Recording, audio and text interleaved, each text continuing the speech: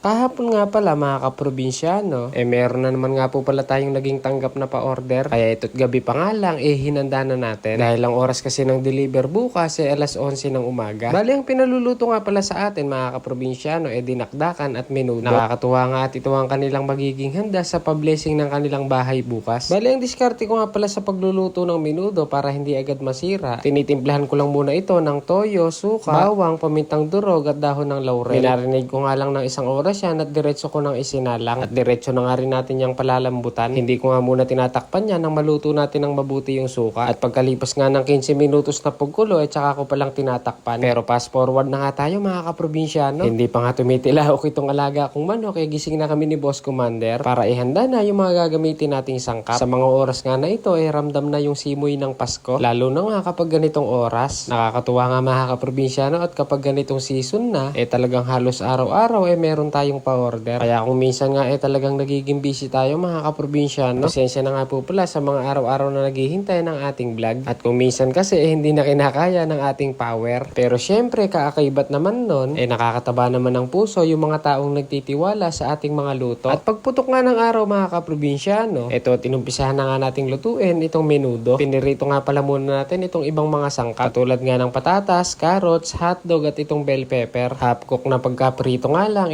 okay na. Binawasan nga lang natin yung mantika at diretso na nating iginisa itong bawang at sibuyas. Nung mapalabas na nga natin mabangong aroma inilagay na natin itong tomato paste, isang maliit na liver spread at itong tomato sauce. Gisahin nga lang natin ng mabuti itong mga sangkap na ito at saka na natin ilagay itong karning pinalambutan natin kagabi. Tapos saluhulin nga lang natin ito ng dahan-dahan mga kaprobinsyano. Lagyan na nga rin natin ng kaunting seasoning. At kapag natansya ko nga napatuyo na yung sarsa nito mga kaprobinsyano, nagdadagdag lang ako ng mainit na tubig para ma-maintain natin yung gusto nating lapot ng sarsa. At nung kumulo na nga ng maganda-ganda mga kaprobinsyano, isa-isa ko nang inilagay itong kabuuang sangkap na siyang kukumpleto nga dito sa ating menudo. Tapos ito nga palang atay perinito lang natin ng half cook nang sumabay ngang maluto dito sa ibang gulay. Pero syempre lagi ko nga sinasabi sa inyo mga kaprobinsyano na may kanya-kanya pa rin tayong diskarte pagdating sa pagluluto. Aminado naman po ako na hindi naman ako ganun kagaling pang magluto. Kumbaga natutunan ko lang din ito by experience. At kapag ganyan ang datingan ng ating menudo, yan ang sinyalis para tikman muna natin.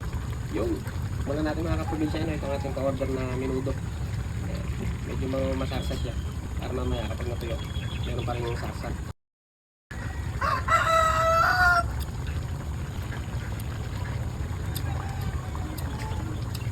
Ayos na.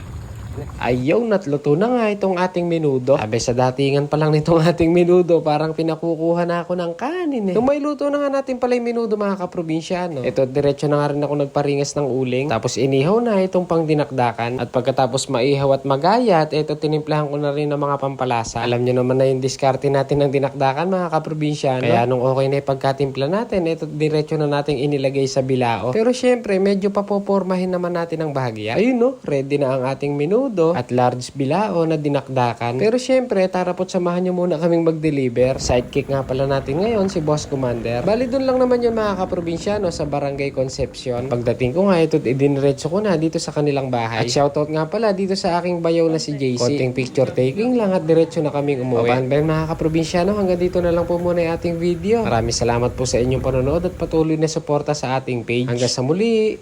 Bye!